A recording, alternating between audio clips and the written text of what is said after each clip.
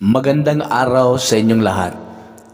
Kung ikaw ay nakikinig ngayon at pakiramdam mo, pagod ka na.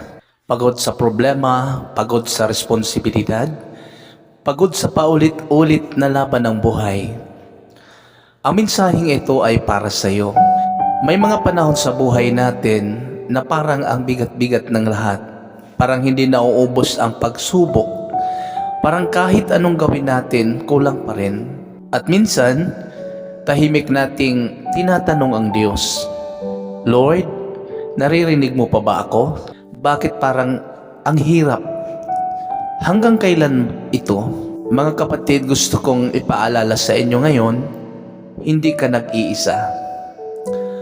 Ang Diyos ay hindi natutulog, hindi siya nagbibingi-bingihan, hindi siya lumalayo kapag tayo ay nahihirapan. Sa aklat ng Awit, Kapitulo 34, talatang 18, sinasabi, ang Panginoon ay malapit sa may mga pusong wasak.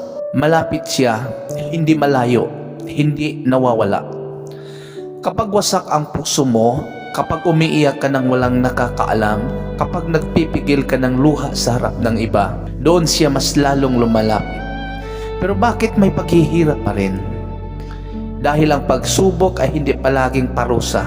Minsan, ito ay proseso.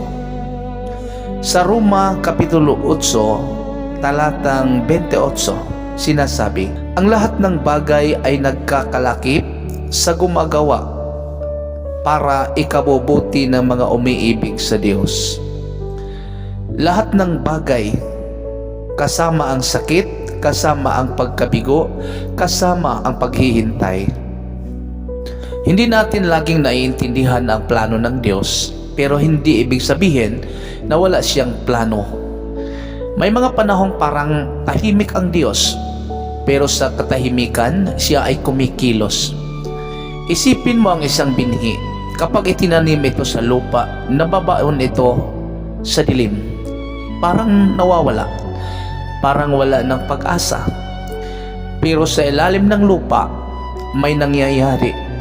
May proseso, may paghahanda para sa paglago. Ganito rin ang buhay natin. Kung ikaw ngayon ay nasa ilalim ng lupa sa yugto ng buhay, yung pakiramdam mo baon ka sa problema, huwag kang matakot. May ginagawa ang Diyos na hindi mo nakikita. Sa Isaias 40, talatang 31, sinasabi, ngunit silang naghihintay sa Panginoon ay magpapanibagong lakas. Magpapanibagong lakas, hindi sinasabing hindi ka mapapagod, pero sinasabing may panibagong lakas. Mga kapatid, normal mapagod, normal masaktan, normal umiyak. Ang hindi normal ay ang sumuko ka nang wala ka pang laban. Kapag pagod ka na, magpahinga ka, pero huwag kang susuko. Kapag nadarapa ka, umiyak ka, pero bumangon ka ulit. Kapag hindi mo na kaya, lumuhod ka at ipasa mo sa Diyos ang hindi mo kayang dalhin. Dahil ang Diyos ay hindi lang tagapanood ng buhay mo. Siya ang tagapagligtas, siya ang tagapagpalakas, siya ang Ama na nagmamalasakit. Minsan akala natin tapos na ang lahat, pero sa Diyos hindi pa iyon ang katapusan. Ang kasalukuyan mong sitwasyon ay hindi ang final chapter ng buhay mo. Hindi pa tapos ang kwento mo. Kung may pinto na nagsara, may ibang pintong bubuksan ng Diyos. Kung may taong umalis, may mga bagong taong ipadadala ang Diyos. Kung may nawala, mas may higit na ibibigay ang Diyos sa tamang panahon. Pero kailangan natin ng dalawang bagay, pananampalataya at pagtitiwala. Pananampalataya na kahit hindi natin makita ang solusyon, naniniwala tayong may ginagawa ang Diyos. Pagtitiwala na kahit hindi natin kontrolado ang sitwasyon, hawak tayo ng Diyos. Kung pagod ka na ngayon, gusto kong sabihin sa iyo, lumaban ka pa. Hindi dahil malakas ka, kundi dahil malakas ang Diyos mo. Hindi dahil kaya mo mag-isa, kundi dahil hindi Kanya iiwan. Ang Diyos na kasama mo sa bundok ay siya ring Diyos na kasama mo sa lambak. At tandaan mo ito, ang gabi ay may hangganan. Darating ang umaga, ang luha ay may katapusan. Darating ang kagalakan. Ang paghihintay ay may bunga. Darating ang sagot. Huwag kang susuko dahil ang Diyos ay tapat at ang kanyang plano ay mas maganda kaysa iniisip mo. Manalangin tayo.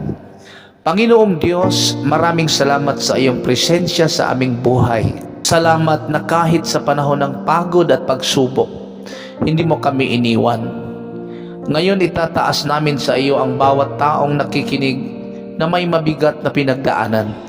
Palakasin mo sila, yakapin mo ang kanilang puso, bigyan mo sila ng kapayapaan na hindi kayang ibigay ng mundo. Kung sila man ay pagod na, bigyan mo sila ng panibagong lakas. Kung sila man ay nalulumpay, punuin mo sila ng pag-asa.